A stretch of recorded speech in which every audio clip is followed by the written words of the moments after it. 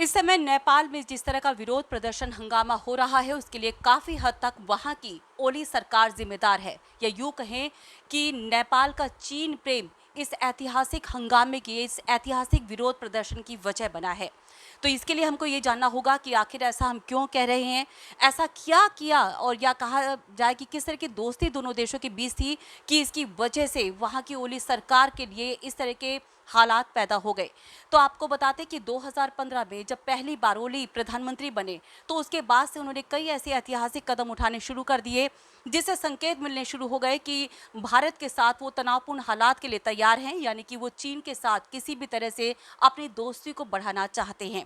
सबसे पहला कदम उन्होंने ये उठाया कि सबसे पहले उन्होंने भारत और नेपाल के बीच जो बॉर्डर थी वहाँ पर बैरिकेडिंग लगा दी। उसके बाद जो तेल है पहली बार चीन से खरीदना शुरू हुआ, संकेत दिए कि भारत के साथ जो आर्थिक निर्भरता है वो कम करना चाहता है।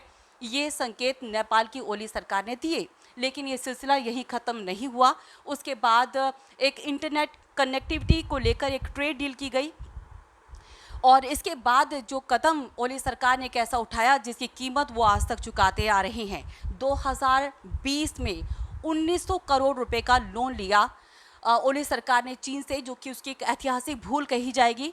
और ये था बेल्ट एंड रोड परियोजना चीन की, जिसके लिए ये लोन लिया गया था। और आपको बता दें कि चीन की एक ऐतिहासिक नीति रही है कि जो कमज़ोर देश होते हैं वो सस्ता लोन उनको देते हैं और जब वो लोन नहीं चुका पाते हैं तो वो अपनी बातों को मनवाता है। और यही किया चीन ने नेपाल के साथ भी, क्योंकि नेपाल उस कर्ज को चुका नहीं पाया और उसके बाद लगातार वो अपनी मनमानी बातों को मनवाता रहा। सबसे पहले तो इसके बाद जो किया जो नेपाल, उसने ये किया कि उसने यही मानने से मना कर दिया कि अयोध्या, या कहा जाए कि राम की नगरी, वो भारत में है। उन्होंने कहा कि अयोध्या में राम थे ही नहीं और उनकी जो वास्तविक जो धरती थी वो नेपाल के अंदर थी।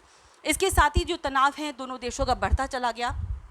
ये भी हालात पैदा हुए कि हाल ही में कुछ महीनों पहले जो ओली सरकार है उन्होंने यहाँ तक कह दिया कि भारत सरकार चाहती है नेपाल सरकार का तख्ता पलट करना, जिसकी वजह से भारत और नेपाल के जो संबंध हैं और भी ज़्यादा खराब हो गए। लगातार ये संबंध बिगड़ते चले गए, लेकिन हाल ही में कुछ ऐसी चीज़ें हुई हैं। कहा तो ये जा रहा है कि जो नेपाल की सुप्रीम कोर्ट है